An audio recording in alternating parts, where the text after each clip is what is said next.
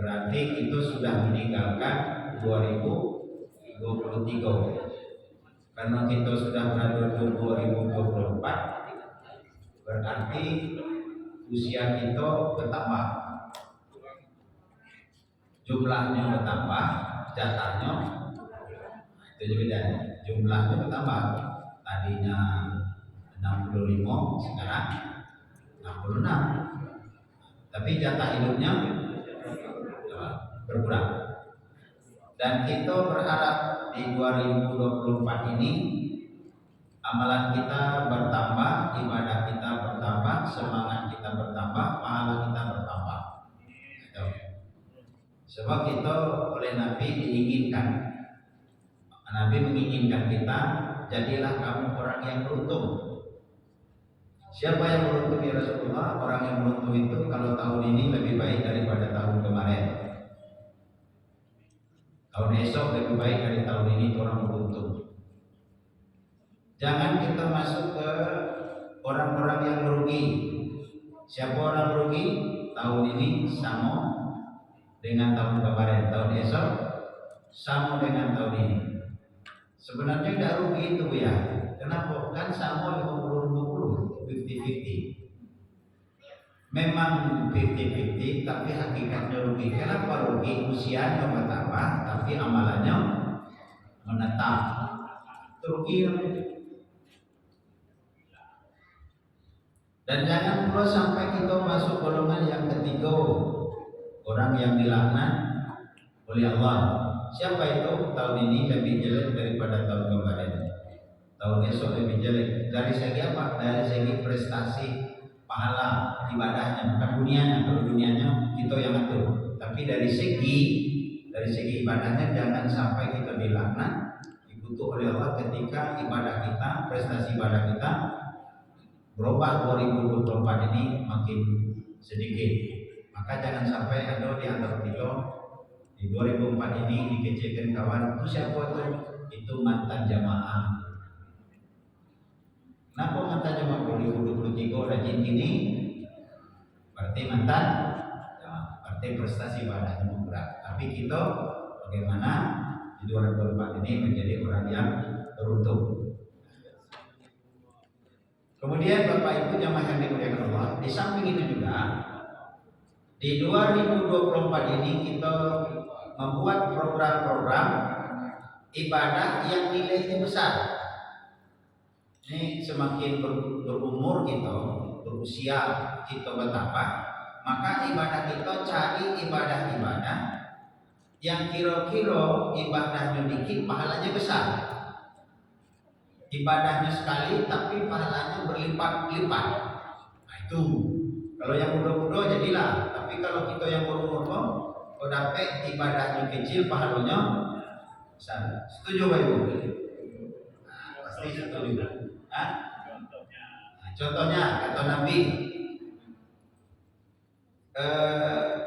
kata Nabi gini, ditanya sahabat, ayyuhal amal afdal ya Rasulullah, amalan apa yang paling dicintai oleh Allah ya Rasulullah?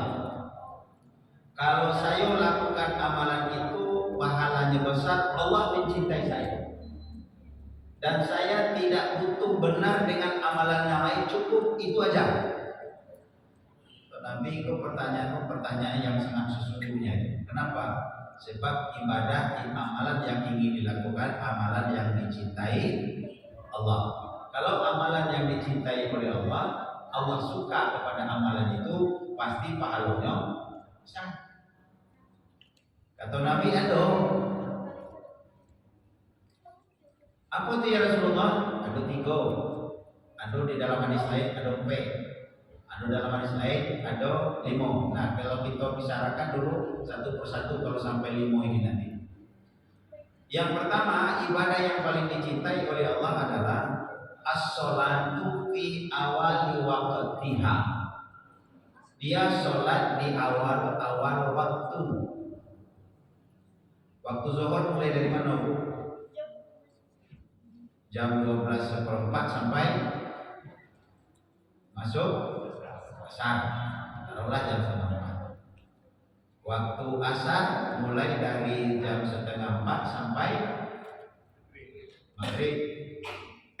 Waktu maghrib mulai dari terbenam matahari sampai waktu isya masuk, dan seterusnya.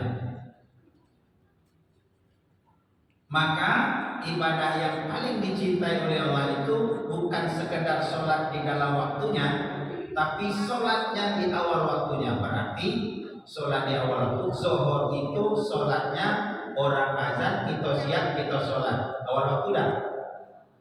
Awal. Ibu bapak sholat zuhur boleh tak jam 1:30? Boleh. Boleh tak jam 2? Boleh. Boleh tak jam 1:30? Boleh. Ada yang melakukan? Ada pasti. Tapi tahun 2024 kita hijrah. Hijrah apa? As-sholatu fi awali waktiha. Sholat di awal-awal waktunya. Sebab kalau Allah kita dahulukan, maka Allah akan mendahulukan kita. Tapi kalau Allah kita lalaikan, jangan heran Allah melalaikan kita. Kita kadang-kadang Bapak dan Ibu ngingat Allah itu lah terdesak. Ketika lapang tidak ingin Allah, ketika sempit ingin Allah, ketika sehat tidak ingin Allah, ketika sakit ya Allah sembuhkan ya Allah ya Allah, ketika miskin ingin Allah, ketika kaya lupa dengan Allah. Maka Pak, ketika kita sholat di awal waktunya kita lakukan, berarti kita mendahulukan Allah. Kalau Allah kita dahulukan, maka kebutuhan kita akan dipenuhi oleh Allah. Maka jangan heran sampai hari ini banyak kebutuhan kita belum dipenuhi oleh Allah. Kenapa? Karena kita masih lalai dengan Allah. Masih sholatnya jam 2 sholat zuhur, masih sholatnya jam 5:30 sholat asar, masih sholatnya jam 7 sholat maghrib baru, masih sholatnya jam 5:30 atau jam 6 sholat subuh. Dan itu pun sholatnya kadang-kadang sekedar gugur kewajiban. Yang penting dia sholat. Sehingga apa? Tidak ada perubahan sama sekali. Oh, sholat ibu itu salah, nanti tidak terima, serah ke Tuhan lah, nanti terima, tidak. Tidak bisa begitu. Harus prihatin kita sholat kita diterima. Sebab kan dulu pernah saya sampaikan doa, Allahumma inna nas'aluka ilman nafi'an wa rizqan halalan thayyiban wa amalan. Tak tahu amalan yang diterima. Nah, itulah yang kita sediakan ketika kita rukuk dan sujud, amalan kita tidak terima. Jangan sampai apa yang dikecilkan Ali Jaber waktu beliau masih hidup. Apa kata beliau? Ada orang yang sholat 60 tahun, 70 tahun, tapi semua sholat itu tidak diterima oleh Allah. Kenapa sholatnya tidak diterima oleh Allah? Karena tidak sesuai dengan aturan yang berlaku di dalam sholat itu. Maka kalau sholatnya sudah benar, maka tujuan sholat itu akan tercapai. Apa tujuan sholat itu? Tanha anil fahsya wal munkar, atau ayat kelima. 6. Dirikan sholat sebab sholat itu mencegah perbuatan keji dan munkar. Keji itu bisa saja berzina, bisa saja berkata kotor, bisa saja bermaksiat.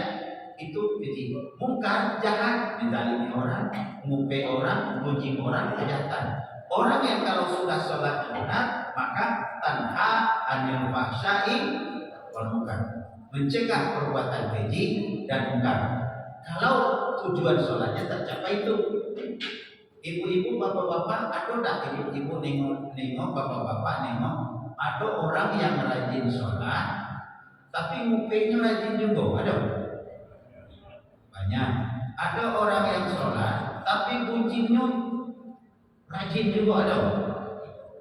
Ada orang yang rajin sholat, tapi zalimi orang rajin juga, ada? Ada orang yang rajin sholat, tapi egoisnya tinggi juga, emosinya tinggi juga, ada? Kenapa itu bisa terjadi?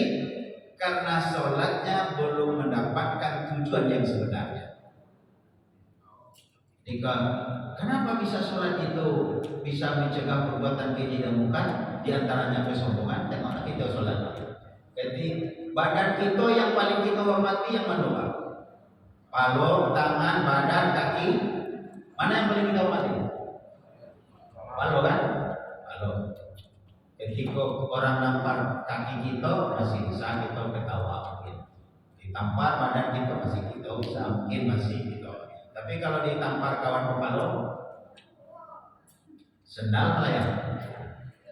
Kenapa? Ini kalau kita hormati, sangat kita hormati. Tapi janganlah ketika sholat, Pak. Ketika kita sholat, rukuk dan sujud, ketika sujud, mana yang lebih rendah kepala dari buntut? Lebih rendah kepala dari buntut. Jadi ketika kita berada di hadapan Allah, maka tidak ada yang sebenarnya yang kita banggakan sebenarnya. Pahala yang kita banggakan bersujud di hadapan Allah. Ini yang jadi maka hijrahlah kita dari sholat yang tadinya banyak yang dilakukan lalai, maka hijrah kepada sholat di awal waktunya.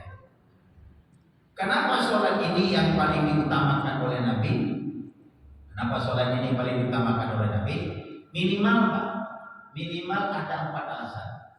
Kenapa sholat ini nomor 1 ibadah yang paling dicintai? Alasan pertama, sholat itu memang as-sholatu imaduddin. Sholat itu tiangnya, artinya tiang itu artinya agama itu akan tegak dengan sholat. Maka kalau sholatnya baik, yang lainnya ikut baik. Kalau sholatnya jelek, yang lainnya ikut jelek, Pak. Dan sesuatu yang memang berpahala besar, pasti pelaksanaannya berat. Dan banyak orang yang sholat itu yang berat melakukannya. Ada dapat? Kira-kira sholat itu berapa menit? Kira-kira 5 menit ada yang 10 ada yang 5. Tapi yang 5 menit itu sangat berat dilakukan orang. Lebih berat dari puasa, lebih berat daripada sedekah. Kalau puasa dia sanggup nahan dari pagi sampai sore, Pak. Puasa. Tapi sholat subuh tinggal. Sedekah yang demikian. Orang mudah bersedekah, Pak. Maka ratusan ribu. Tapi sholat 5 menit tidak dilakukan. Saya ceramah khotbah di pasar Lingkar Timur itu, Pak. Masjid apa namanya itu? Baitur Rahman di pasar. Saya parkirkan mobil di luar, saya masuk di tempat buah. Dan setiap itu juga sudah berapa kali 3 kali itu, setiap itu saya dicegat oleh tukang parkir, Pak. Setelah dicegat apa? Ustaz ke masjid? Iya, saya mau sholat, Pak. Titip Ustaz, ini sedekah saya 5.000. Itu bukan sekali, Pak. Pokoknya saya ketemu, tapi yang tukang parkirnya tidak tahu masjid, Pak. Sedekahnya ke masjid, Pak. Sanggup dia keluarkan duit sedekah, tapi ke masjid yang dekat situ tidak sanggup, Pak. Kenapa? Memang sholat itu berat. Tapi yang berat ini maka pahalanya luar biasa. Itu. Yang kedua, alasan yang kedua, kenapa diletakkan yang jemaah? Sholat itu awwalu ma yuhasabu yaumal qiyamah as-sholat. Amal yang pertama kali dihisab oleh Allah di akhirat nanti sholat. Yang dihitung itu sholat dulu. Kata malaikat, malaikat, aku ya Allah, tolong kau hitung sholatnya. Kalau cukup sholatnya, cukupkan, masukkan dia ke sholat. Sama puasanya tidak dihitung, tidak usah dihitung. Zakatnya tidak usah dihitung. Hajinya tidak usah dihitung. Kenapa? Dianggap baik semuanya. Yang penting sholat. Itu satu. Kalau tidak cukup gimana ya Allah? Kalau tidak cukup, tolong kau tengok sholat sunatnya. Kalau cukup dengan sholat sunatnya, cukupkan. Puasanya tidak usah dihitung, hajinya tidak usah. Kenapa? Dianggap baik. Maka itulah yang dikatakan tadi, kalau sholatnya baik maka seluruh amalnya ikut baik. Jadi kalau orang yang rajin puasa dan sholat bukan puasa, itu payah-payah badan menahan lauk dan lapar. Orang sedekah tapi tidak puasa bukan sedekah, sumbangan biasa. Kenapa? Dasarnya tidak ada. Dasarnya itu sholat, yang tidak ada. Orang pergi haji tapi tidak sholat, itu bukan haji tapi jalan-jalan biasa. Kenapa? Yang tidak ada. Berarti kalau kita tidak sholat, lalu tidak ada pahalanya untuk ya kalau kita puasa. Ada pahalanya, tapi kita sendiri tidak bisa menikmati pahala puasa, zakat, haji. Kenapa? Yang ketiga, Pak. Alasan yang ketiga kenapa sholat utamakan. As-sholatu miftahul jannah. Sholat itu anak kuncinya surga. Ibu bapak punya rumah elongnya besar, tinggi. Dalamnya pakai AC, dalamnya makanan enak, tempat tidurnya bagus, mainannya bagus, hidangannya bagus, enak sekali. Ibu akan menikmati. Wah, saya ada barang-barang yang itu akan menikmati makan minum segala macam. Tapi ibu bapak masuk ke dalam rumah tidak bawa anak kunci, bisa tak kita menikmatinya di dalam? Bisa beda? Tak bisa. Itulah sholat. Ketika pahala puasa ada kalau dalam surga, kenikmatan surga dengan puasa, zakat dengan puasa, zakat, kemudian haji surga, ada pahala yang akan kita nikmati di dalam surga. Tapi ketika kita masuk ke surga tidak ada bawa anak kunci, tidak bisa kita menikmati pahala puasa tadi. Itu. Ini yang ketiga. As-sholatu miftahul jannah. Sholat itu anak kuncinya saudara. Yang keempat, kenapa sholat itu sangat utamakan? Itu sholat itu pembeda antara si kafir dengan muslim atau orang beriman. Pembedaannya Pak. Orang yang beriman, orang yang sholat dia beriman, dia muslim. Orang yang tidak sholat dia kafir. Itu bedanya Pak. Dan dikatakan oleh Nabi non muslim itu kafir atau tidak. Tapi siapa yang tidak sholat, walaupun dalam keadaan orang Islam itu tidak sholat, kafir saja Nabi. Jadi tidak kafir itu tidak dibahas dengan orang non muslim. Tapi orang Islam yang tidak sholat dihukum kafir. Tapi kalau kita kecekan orang Islam kafir, marahnya bila? Marah. Tapi Nabi sudah ngecekkan seperti itu. Ini bapak-bapak dan ibu-ibu jamaah yang bermulia Allah. Jadi di 2024 ini mari kita hijrah. Hijrah apa? As-sholatu fi awali waqtiha. Tujuan akhirnya apa? Tanha anil fahsya'i wal munkar. Bagaimana caranya tuh ya? Agar sholat kita itu bisa mencegah perbuatan ini. Yaitu dengan sholat yang lebih baik, kita hijrah sholatnya yang lebih baik sekarang. Apa yang lebih baiknya? Khusyuk. Cuman khusyuknya kita mohon maaf Bapak Ibu. Kita lah sholat 50 tahun. Bahkan mungkin ada yang sholat sudah 70 tahun atau 60 tahun. Tapi sangat disayangkan arti bacaan sholat itu pun dia tidak tahu sampai hari ini. Ada yang tidak tahu. Kenapa? Nah, akibatnya apa? Dia tidak menikmati bacaan sholat. Yang ada cuma di mulutnya baik. Tapi artinya kita tahu artinya, bukan kita menyebut artinya, tapi kita memahami yang sedang kita baca. Sama dengan kita berbahasa Indonesia Pak. Ketika kita berbahasa, hati kita lah tahu itulah maksud kita. Nah ketika kita baca ayat Al-Quran Pak, hati kita itulah ngikut Pak. Misalnya kalau kita tidak tahu, ya karena berdua alhamdulillahi rabbil alamin. Kalau kita udah tahu itu artinya, cuma mulut Pak, hati kita apa yang dicek. Tapi kalau itu tahu Pak, alhamdulillahi rabbil alamin, hati kita sudah ngomong di dalam hatinya, segala pujian memang milik Allah. Ya karena berdua ya karena nasta'in, kita sudah tahu Allah itu tempat menyembah, Allah itu tempat tolong. Tapi kalau tidak tahu artinya, ya sekedar nyebut itu aja. Sama dengan kita ngomong dengan bahasa Indonesia, kita ngomong dengan bahasa Indonesia, hati kita lah tahu apa bu? Lah tahu tak? Tahu kenapa yang kita ngomong mungkin kita ngerti. Tapi kalau dalam sholat, baca sholat, yang kita baca udah ngerti kita Pak, itu yang menyebabkan terhambatnya khusyukan. Udah tahu artinya.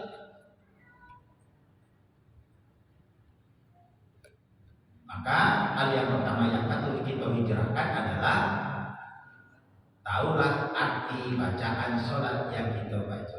Ini kadang-kadang tidak usahlah Rabbana walakal hamdu, tidak usahlah Rabbil fili warhamni wajiburni, tidak usahlah itu yang kita tahu. Kadang-kadang Al-Fatihah itu aku yang tidak tahu artinya. Apa artinya ya kana berdoa ya nasta'in? Lupa saya ya. Apa artinya ihdinas siratal mustaqim? Ragu saya. Apa artinya siratal ladzina an'amta 'alaihim? Tidak ingin saya. Lah ketiga-tiganya itu lalu kalau namanya tidak ingin, lupa, ragu itu kalau. Nah ini itu supaya tanpa anil fasya. Sholat atau hijrah 2024 itu sholatnya lebih. Kemudian apa lagi tadi disampaikan bahwa amalan pertama kali dihisab adalah sholat, maka diperiksa sholatnya dulu. Maka sholat itu yang diperbaiki dulu sebelum memperbaiki yang lain.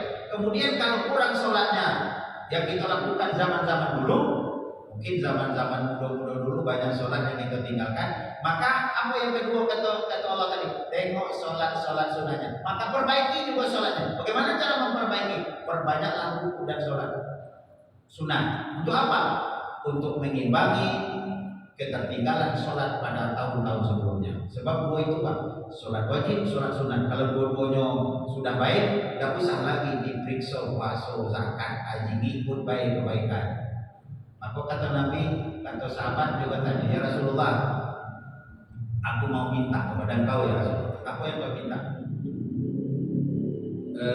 Yang saya minta adalah doakanlah saya supaya bisa masuk surga, menemani kau dalam surga nanti. Pertanyaannya itu, doakan saya kepada Allah supaya aku bisa masuk surga, menjadi teman nanti di surga. Apa jawab Nabi Pak? Kalau model begitu, bantulah aku berdoa kepada Allah dengan kau memperbanyak ruku dan sujud. Bantulah aku berdoa kepada Allah agar apa? Agar doaku bisa dikabulkan Allah. Bantulah aku dengan ruku dan sujud kau perbanyak kepada Allah. Ruku dan sujud perbanyak, bukan puasa sunat, bukan haji, tapi bantulah aku, kata Nabi, dengan memperbanyak ruku dan sujud. Apalagi Bapak dan Ibu, kalau kita tengok ini sebentar lagi nih, kalau kita tengok istimewanya sholat itu, istimewanya adalah kalau kita puasa, perintahnya itu datang dari Allah kepada Nabi melalui perantaraan malaikat Jibril, turun perintahnya di bumi. Betul apa? Betul beda? Go.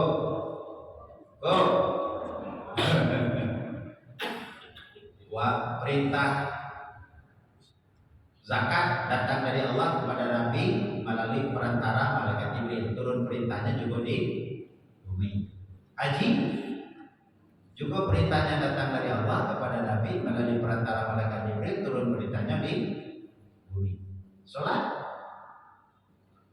nah istimewanya itu sholat perintahnya datang dari Allah kepada Nabi, tidak pakai perantara. Sudah istimewa. Sudahlah tidak pakai perantara, turunnya juga bukan di bumi, Sidratul Muntaha. Sidratul Muntaha. Dan sebelum dia mengambil perintah sholat itu Pak Nabi Pak, sebelum dia mengambil perintah sholat untuk menghadap Allah, tak bisa langsung apa? Nabi harus dibersih dulu Pak. Maka Nabi itu sebelum Isra dan Mi'raj itu kan dibersihkan dulu dadanya. Kenapa? Menghadap yang suci, tempat yang suci. Karena perintahnya perintah yang suci. Ya, ada yang bertanya, ya Nabi itu kenapa dibedah dadanya? Apa hati Nabi itu kotor? Bukan kotor Pak, tapi bersih tambah bersih. Kali Nabi itu bersihkan dadanya. Satu, usia 4 tahun. Yang kedua, usia 10 tahun. Yang ketiga, ketika menerima perintah, ketika menerima wahyu dari Allah di Gua Hira. Dan yang keempat, ketika sebelum pergi Isra dan Mi'raj. Makanya Nabi itu paripurna. Maka dimasukkan oleh Allah ke dalam hati Nabi itu yang elo-elo aja, hikmah, ilmu, iman, dan Islam. Oke, dimasukkan. Makanya Nabi itu sebagai manusia paripurna. Ini Bapak Ibu jamaah yang dimuliakan Allah Subhanahu wa taala. Salat di awal waktunya. Jadi kemudian di samping itu juga, di samping sholat mencegah perbuatan keji dan munkar, maka orang yang sudah melaksanakan sholat lalu tidak tercegah perbuatan keji dan munkarnya, maka apa yang dikatakan Nabi? Nya sholat tapi uji juga, nya sholat nipu juga, nya sholat maksiat juga, nya sholat tapi maling juga. Maka apa kata Nabi? Man sholat salatan lam tanhahu anil fahsya'i wal munkar lam yasdad biha minallah illa bu'ta. Kata Nabi, barang siapa yang melaksanakan sholat lantas sholat tersebut tidak mencegah dari perbuatan keji dan munkar, maka ia hanya semakin menjadi jauh dari Allah Subhanahu wa taala. Ini dikatakan begitu. Jadi kalau orang tidak dapat sholatnya, tidak dapat mencegah perbuatan keji dan munkarnya, maka dia tidak akan bertambah dekat dengan Allah, tapi ilal bu'ta, dia akan bertambah jauh dari Allah. Sebelum saya tambahkan kajian kita Bapak Ibu, silakan kalau ada yang bertanya dulu. Hijrah untuk sholat di 2024. Silakan. Assalamualaikum warahmatullahi wabarakatuh. Salam. Sholat tadi merupakan kerjaan yang perbuatan yang sangat diutamakan. Tapi kami saya terutama dalam mengerjakan sholat yang keempat itu yang masih susah betul. Itu arti daripada bacaan sholat itu. Nah ini bagaimana caranya ini Pak Ustaz? Sangat-sangat sulit. Walaupun pendek, bacaannya itu juga. Terima kasih. Ya, pertanyaan yang bagus. Saya jawab dulu. Ya, Anda Ismail. Bapak dan Ibu, yang pertama, bisa tidak kita tahu arti bacaan sholat? Maka dalam keyakinan kita bisa. Positif thinkingnya dulu. Kalau kita pikir bisa, pasti bisa. Kalau kita pikir tidak bisa, maka akan tidak bisa. Itu yang dulu. Tekadnya dulu Pak. Tekadnya apa? Tafakur fitin, dia bersemangat dulu. Kalau tidak ada semangat, tidak mungkin. Dan yang kedua, sudah semangat, namanya lagi tolak tubuh Bapak dan Ibu. Banyak lupa kan? Kadang hafal 1 lupa, hafal 2, 3 lupa, hafal 4, 5 lupa, banyak dihafal makin banyak lupa. Kadang-kadang tak ada dihafal lupa juga. Maka sering mengulang. Sebagai contoh, semangat ini. Saya punya jemaah ibu-ibu, umurnya lebih kurang 80 tahun. Di depan LP itu ada masjid Baitul Jannah, kalau salah Jannatul Jannah Pak, depannya tingkat 2 dulu Muhammadiyah. Saya waktu itu membahas tentang doa. Ini contohnya tapak fitinnya bersamaan gitu. Doa yang saya contohkan adalah doa supaya terbebas dari hutang. Apa doanya? Allahumma inna a'udzubika minal hammi wal hazani wa a'udzubika minal ajzi wal kasali wa a'udzubika minal bukhli wal jubni wa a'udzubika minal ghadabi wa qahri rijal. Saya sampaikan, kalau kita baca doa itu, hati kita akan ditenangkan, kalau tidak merasa sedih. Bapak, ya Allah, aku berlindung kepadamu dari sifat sedih dan duka cita. Aku berlindung kepadamu dari sifat malas dan lemah. Aku berlindung kepadamu dari sifat bakhil dan penakut. dan aku berlindung kepadamu dari sifat lili dan hutang dan di bawah kekuatan orang lain. Di doa kita umatkan. Ini doa sahabat yang diminta langsung ke Nabi pada jam 9 di Mesir. Lalu itu yang saya bahas dengan ibu itu. Terakhirnya, Ustaz, saya kepingin Ustaz. Nah, doa seperti itu. Tapi saya udah tahu di mana cari. Boleh tak Ustaz? Boleh tak Ustaz? Ustaz tulis biar kami hafal. Kata ibu, umurnya 80. Kalau saya tulis boleh Bu, kata saya. Boleh, tapi dengan syarat ibu harus hafal. Jangan saya payah tulis ibu dapat. Sawah. Dan banyak masjid-masjid gitu Pak. Memang banyak permintaan jamaah masjid tadi seperti itu Pak. Ayo kami hafal Ustaz. Minggu depan kita uji. Siap. Ada yang siap, ada yang tidak siap. Ada di mana masjid. Bulan depannya datang, kemudian mau diuji, sebenarnya tidak diuji. Ini datang. Sebelum pengajian, Ustaz, jangan diuji dulu dah Ustaz, jangan diuji dulu dah pengajian ibu ini. Ngapu? Belum hafal. Mana catatannya? Mana catatannya? Ada kemana-mana saya bawa lagi keripuk dah baca. Tapi jangan diuji dulu Ustaz. Yo, saya masih senang Pak. Kenapa? Ada semangatnya dan kemudian ada catatan. Yang tak lima itu yang mana Pak? Ada di sebuah masjid. Bulan depan kita uji ya Bu. Yo, bulan depan banyak yang tak hadir. Dapat Pak. Yang hadir tadi udah hafal Bu? Belum Ustaz. Mana hafalannya? Tidak tahu lagi Ustaz, di mana lagi rumah.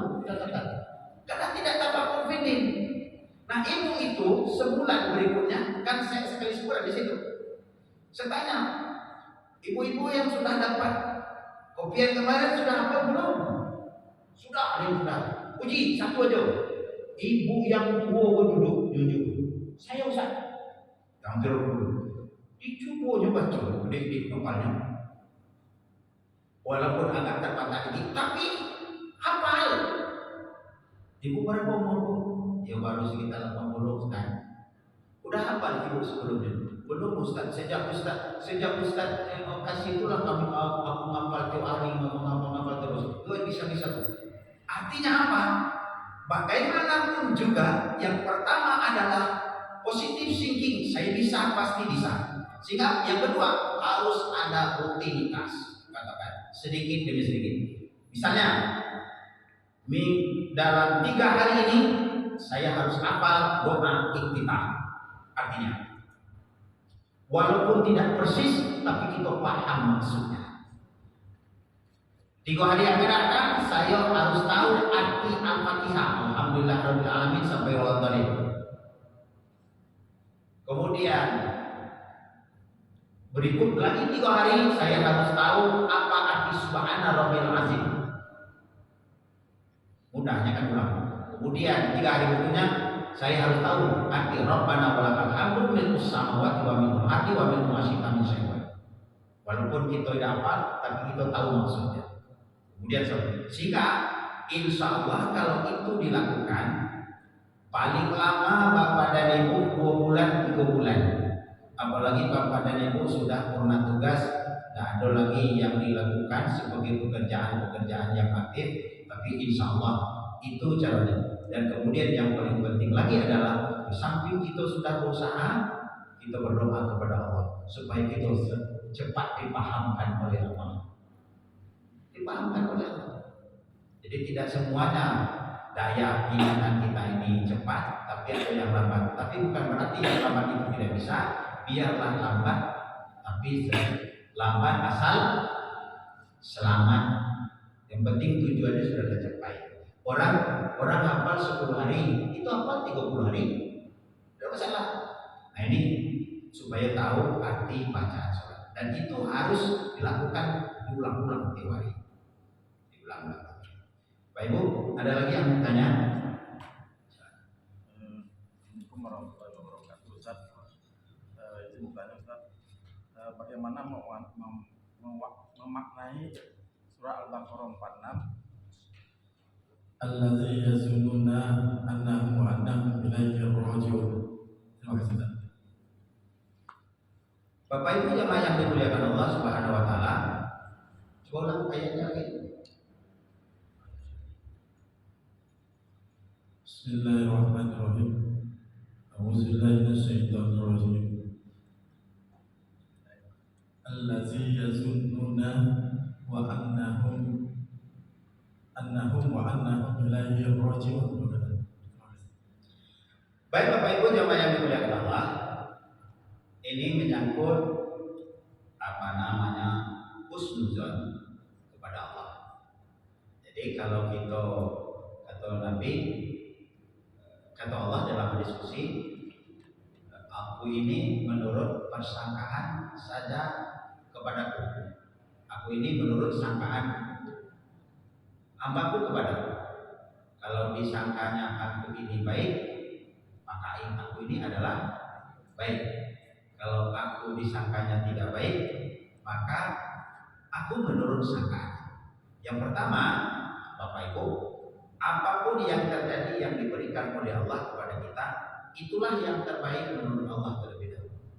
Walaupun kadang-kadang kita menerimanya tidak sesuai dengan apa yang kita inginkan. Sebab Allah akan memberikan bukan berdasarkan keinginan, tapi berdasarkan kebutuhan. Dan kebutuhan itu Allah yang tahu. Yang kebutuhan itu yang kerja itu apa Pak sebenarnya? Yang kerja kita cuma 3 Pak. Ikhtiar, doa, tawakal. Ikhtiar berusaha semaksimal mungkin, doa kepada Allah supaya dimudahkan, dan tawakal menyerahkan diri kepada Allah setelah berusaha. Saya dengan keluarga seperti itu yang saya sampaikan. Kerja kita di dunia itu 3 baik: ikhtiar, doa, tawakal. Selebihnya silakan kepada Allah. Ada yang nambahkan? Nah, Ustaz, gini Ustaz. Ya. Ini kan ayat ini sebelumnya ayat ini sebelumnya berbunyi Al-Baqarah 45. Apakah ini sambungannya? Wasta'inu bis-sabri was-salah wa innahu lakabiratun minal balagh khasyin. Nah, kemudian di bawahnya ada ayat ini. Apakah ini sambungan dari ayat sebelumnya? Allazi yazunnuna annahum raji'un. Apakah dari ayat Al-Baqarah 45 ini ada ini sambungannya Al-Baqarah 46? Terima kasih. Baik Bapak Ibu jamaah yang mulia. Baik, ketika kita sudah bersabar, kemudian tawakal kepada Allah, kemudian hasil dari sabar, hasil dari ujian yang diberikan oleh Allah, kemudian kita selalu berhusnuzan kepada Allah, sebab semuanya rojiun, datang dari Allah, akan kembali kepada Allah. Biarkan Allah yang menentukan kita cuma bisa berusaha sesuai dengan kemampuan yang diberikan oleh Allah kepada kita. Yang penting itu diberikan potensi, maka lakukanlah potensi itu dengan baik. Nanti yang menilainya kan Allah Subhanahu wa taala. Sesuai dengan biasanya Bapak dan Ibu,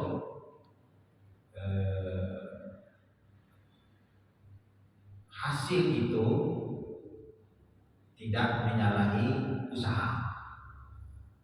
Kalau kita sabar, insya Allah ujiannya juga sabar. Ya minta kadang-kadang, ya Allah berikan aku kesabaran. Lalu diuji oleh Allah dengan suatu musibah misalnya. Lalu dia marah-marah, berarti dia tidak lulus ujian. Orang yang minta sabar ujiannya sabar Pak. Orang yang ingin bersyukur, ya Allah berikan aku rasa syukur, maka ujiannya nanti bisa saja diuji dengan rasa syukur kepada Allah Subhanahu wa taala. Baik jemaah yang dimuliakan Allah Subhanahu wa taala, demikian tadi yang bisa saya sampaikan karena waktunya sudah. Udah masih ada jam, boleh. Nah, saya sebenarnya kan menanyakan ceramah kita pada bulan yang lalu, bukan menanyakan tapi ingin berdiskusi. Pada bulan yang lalu Ustaz mengatakan di dalam teori marah itu adalah alat untuk mencapai tujuan pendidikan.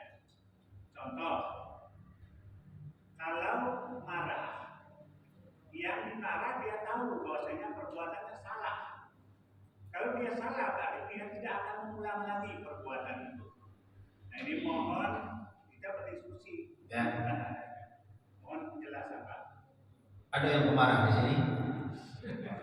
Ibu-ibu udah berapa kali marah kayak pagi tadi? Ada yang marah itu datang dari setan. Setan itu tercipta dari api. Maka kalau ada orang marah, kalau dia marahnya tegak, duduk. Kalau marah lagi, tidur. Kalau marah lagi, berwudu, sholat, selangkahnya. Dan Nabi katakan, la yaghtab, jangan kamu marah. Artinya, kalau ada persoalan yang kita selesaikan bisa selesai tanpa marah, kenapa harus kita selesaikan dengan marah? Kalau urusannya bisa selesai dengan tidak marah. Dan marah itu bukanlah menyelesaikan persoalan, tapi kadang-kadang merupakan menambah kebencian pada siapa orang yang dimarahinya. Makanya bapak-bapak, ibu-ibu, salah satu yang dilakukan oleh Nabi itu mengajarkan Nabi adalah la yaghtab, jangan kamu marah. Kalaupun kamu marah, marahlah sekedarnya saja. Artinya apa? Nafsunya itu tidak terlalu marah. Itu maksudnya bukan marah karena nafsunya. Bukan marah karena nafsunya. Kalau orang marah karena nafsunya, disitulah setan masuk. Saya buktikan Bapak dan Ibu. Dulu ketika Ali bin Abi Thalib berperang, Pak, dan orang-orang yang lawan dari Ali itu satu persatu sudah hampir dia bunuh karena Allah. Bismillah, karena Allah dia bunuh. Tapi apa yang dilakukan oleh orang yang terbunuh, yang akan dibunuh tadi? Nyurudahi Ali. Nyurudahi Ali, marah Ali ketika itu. Marah Ali ketika itu dan jadi dia bunuh. Kenapa? Karena dia membunuh orang itu karena nafsu dan marahnya pribadi, bukan karena Allah. Makanya jadi dia bunuh orang lain itu. Artinya apa?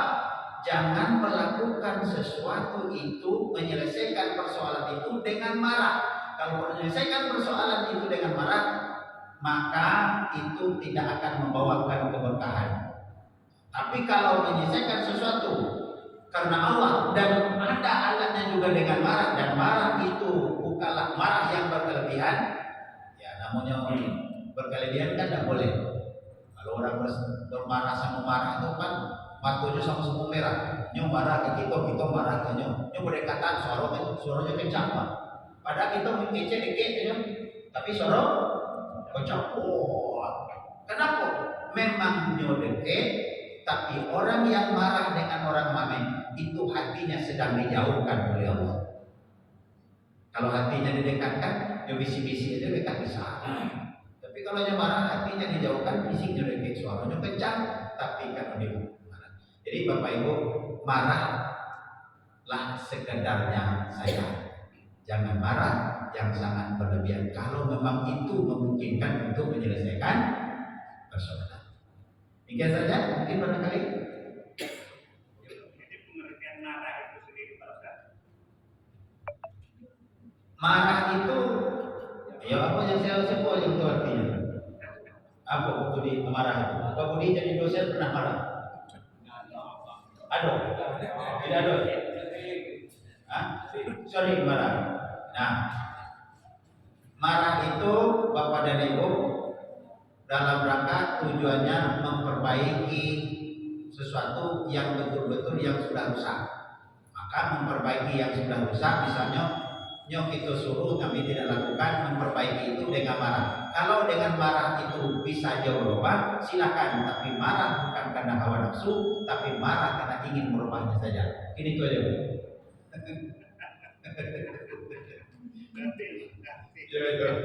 Bikin saja Bapak Ibu supaya udah nanti di rumah masing-masing tengok cari pengertian marah. Subhanakallah wa bihamdika asyhadu an la ilaha illa anta astaghfiruka wa atubu ilaik. Assalamualaikum warahmatullahi wabarakatuh.